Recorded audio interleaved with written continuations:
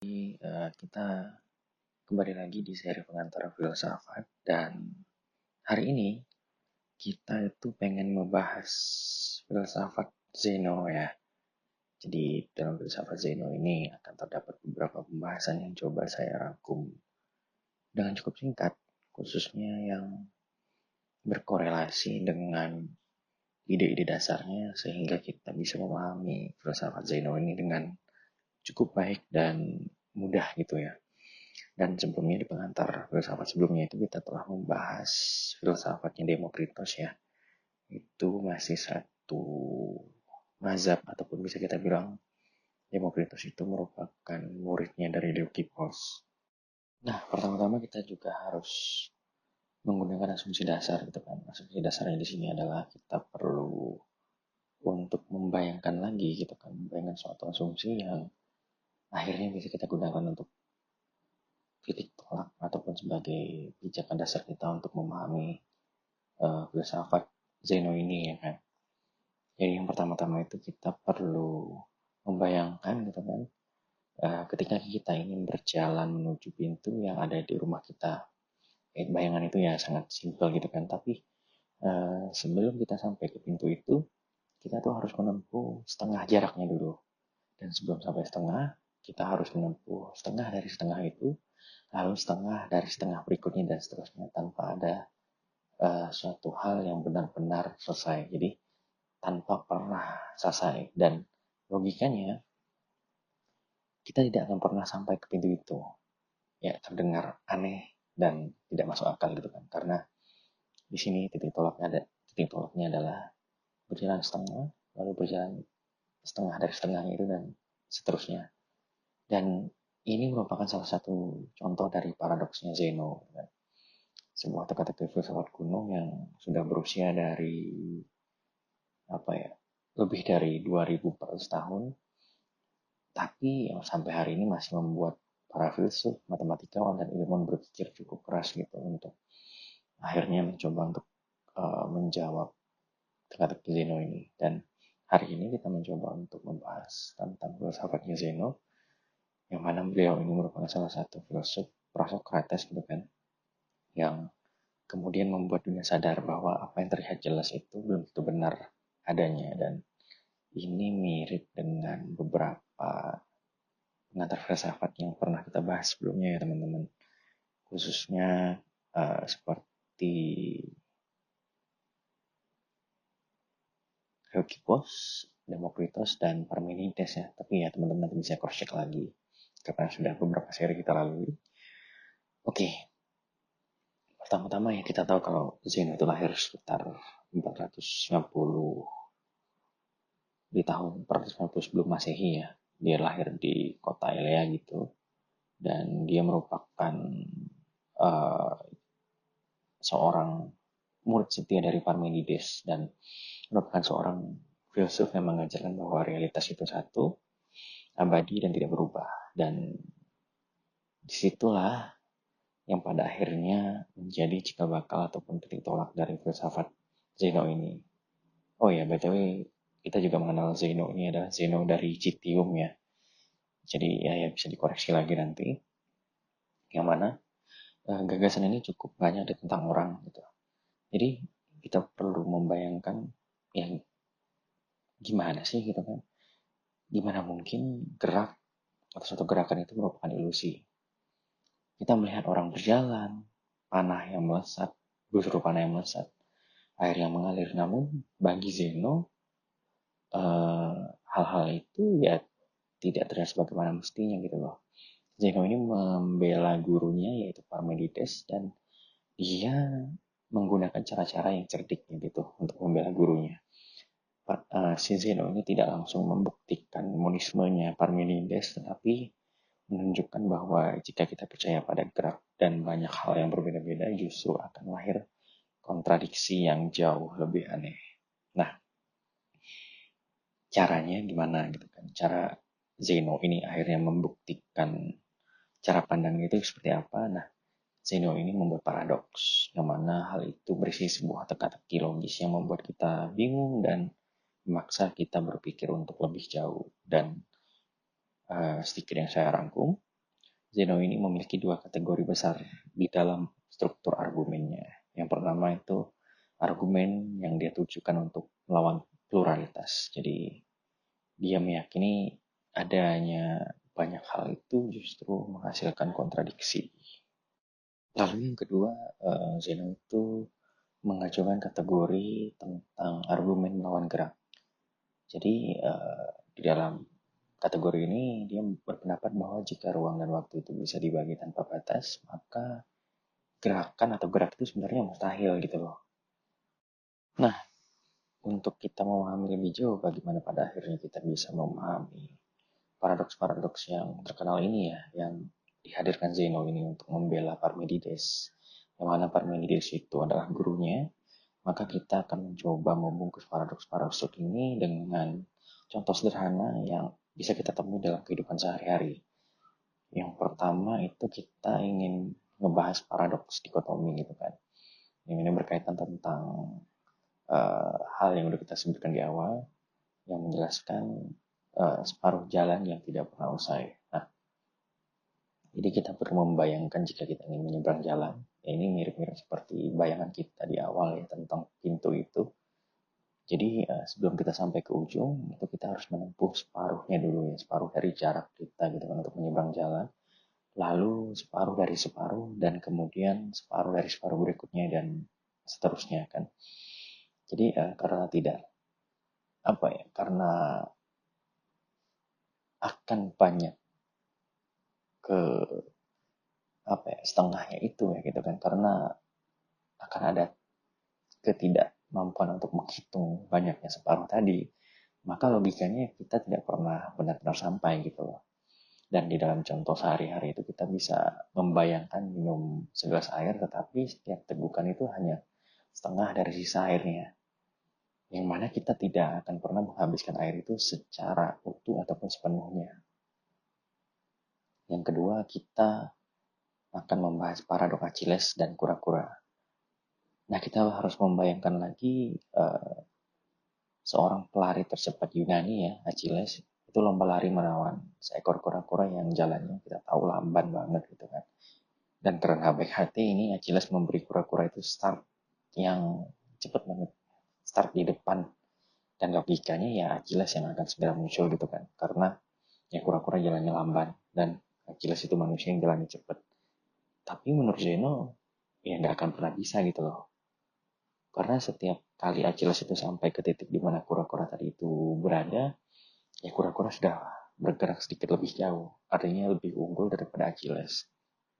Dan ini terjadi secara terus-menerus tanpa henti, dan secara teori Achilles itu hanya mengejar bayangan dari masa lalu, dan kura-kura itu menjadi hal yang mencoba dikejar oleh Achilles, sehingga bukan keberadaannya di saat ini.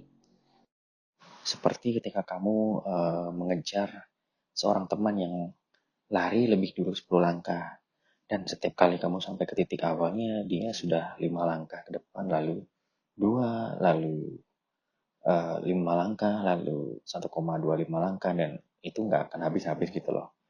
Jadi ya kita akan selalu mengejar masa lalu dari teman kita itu tadi. Jadi Achilles itu secara tidak langsung cuma mengejar masa lalu dari kura-kura itu, yang mana kura-kura itu ya lebih unggul dari Achilles, sudah melaju di depan duluan. Nah, kemudian selanjutnya kita akan membahas tentang paradoks anak panah ya.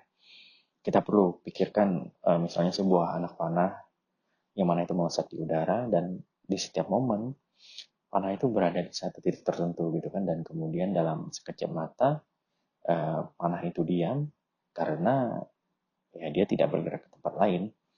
Dan jika setiap momen waktu itu hanyalah sekumpulan titik-titik diam, lalu bagaimana mungkin gitu kan gerak itu bisa ada.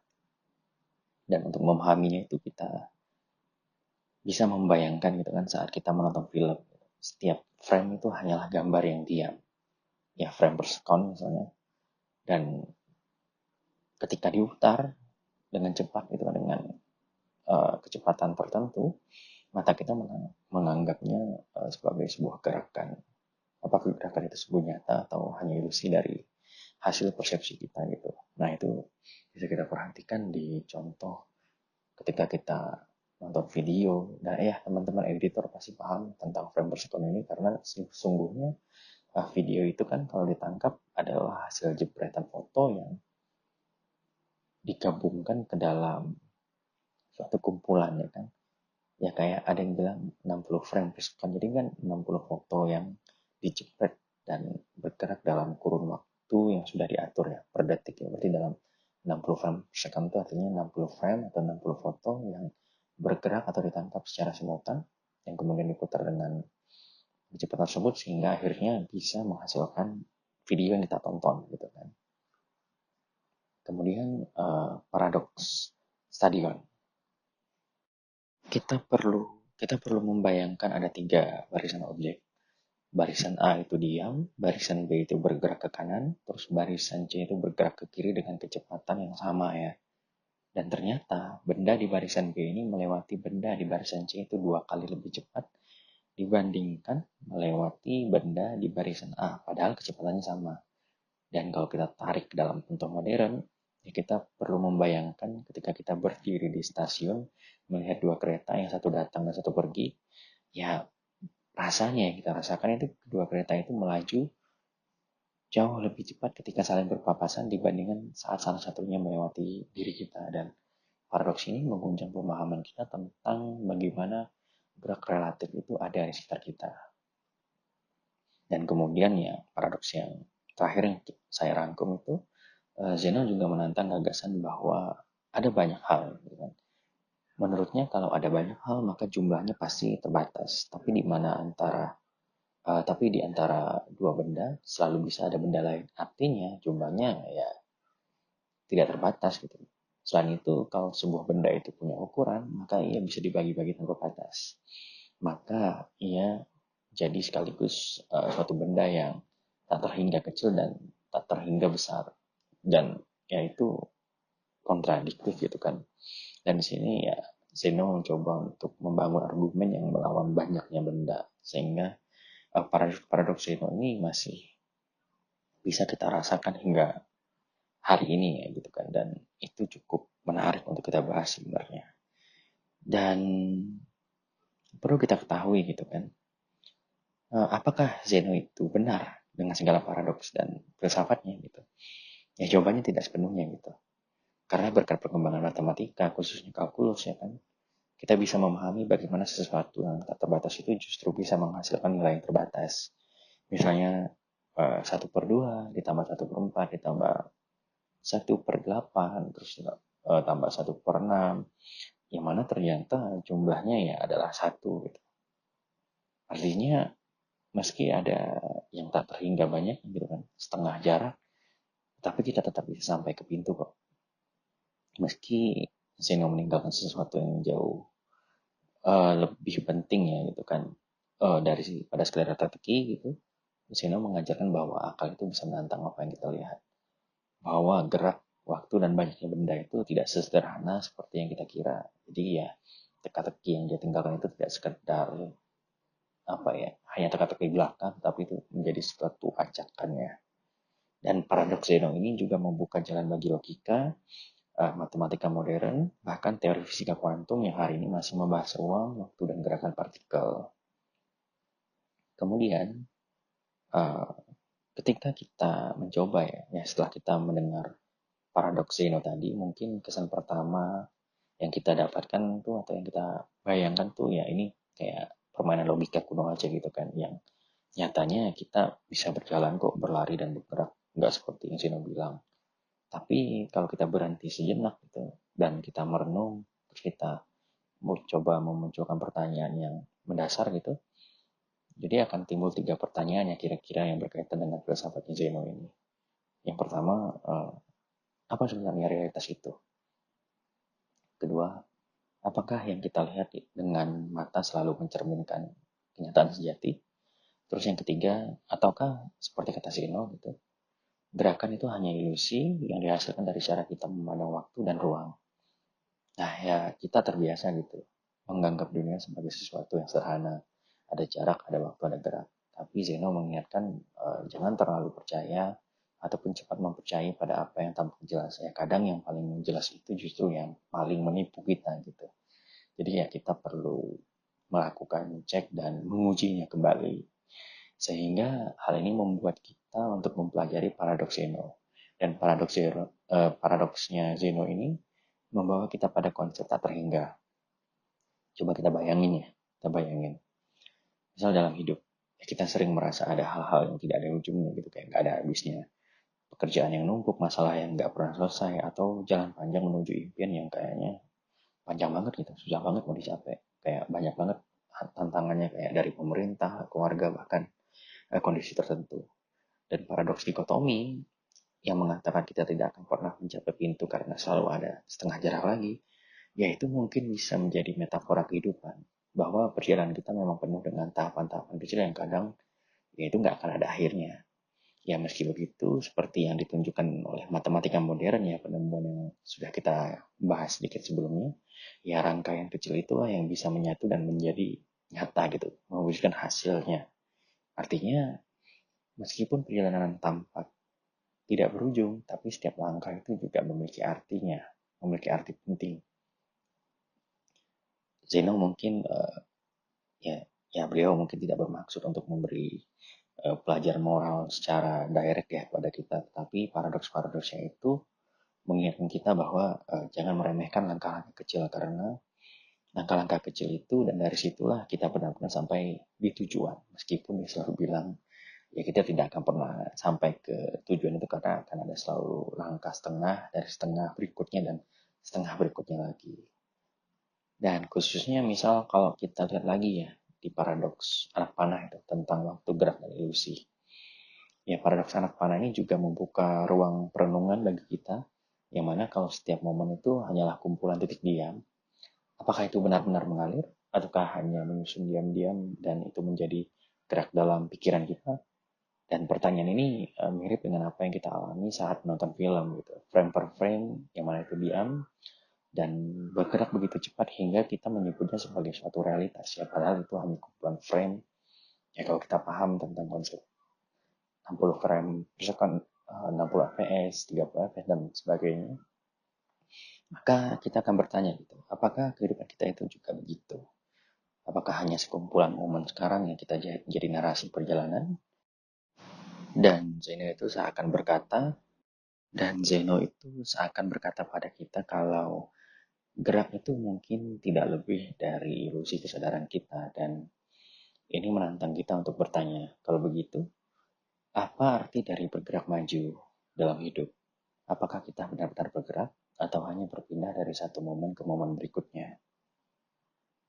Ya, hari ini ilmu pengetahuan modern dimulai dari kalkulus hingga fisika kuantum itu masih berhadapan dengan pertanyaan-pertanyaan yang mirip dengan yang diajukan oleh Zeno gitu. Dalam kalkulus kita belajar bahwa jumlah tak terhingga yang kecil-kecil itu tadi bisa menjadi terbatas. Dalam teori relativitas, waktu dan ruang ya bukanlah hal yang mutlak, tetapi relatif tergantung pengamat. Dan dalam fisika kuantum, partikel bisa berbeda dalam keadaan yang paradoksal, seolah-olah mengikuti logika yang nggak bisa kita pahami gitu loh secara utuh. Dan artinya ya Zeno tidak benar-benar salah dan tidak benar-benar benar.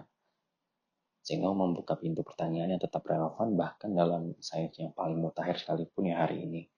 Sehingga paradoksnya ini merupakan suatu bentuk pengingat bahwa realitas itu jauh lebih misterius daripada apa yang ditangkap oleh panca indera manusia. Paradoks Zeno ini mengajarkan kita sesuatu yang sederhana tetapi mendalam, yang mana kita diajak untuk jangan cepat puas dengan jawaban pertama. Yang tampak jelas, ya gerakan, waktu, banyaknya benda, itu belum tentu sepenuhnya sederhana. Kita perlu mempertanyakan, meneliti, bahkan meragukan sebelum mengerti lebih dalam. Maka setelah kita mempelajari filsafatnya Zeno ini, kita perlu merenungkan kembali dengan beberapa hal, khususnya kita harus membuat langkah yang reflektif dan kontemplatif ya. Jadi ada 3 hal yang mungkin akan saya buat sebagai bahan kontemplasi dan refleksinya manusia. Yang pertama, apakah perjalanan hidup seseorang itu benar-benar bergerak maju atau hanya berpindah dari satu titik ke titik lain?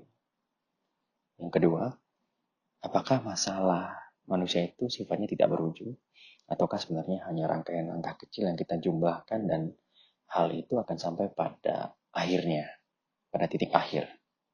Dan yang ketiga, ini hal yang paling mendasar ya, yang saya rangkum sebagai refleksi kita.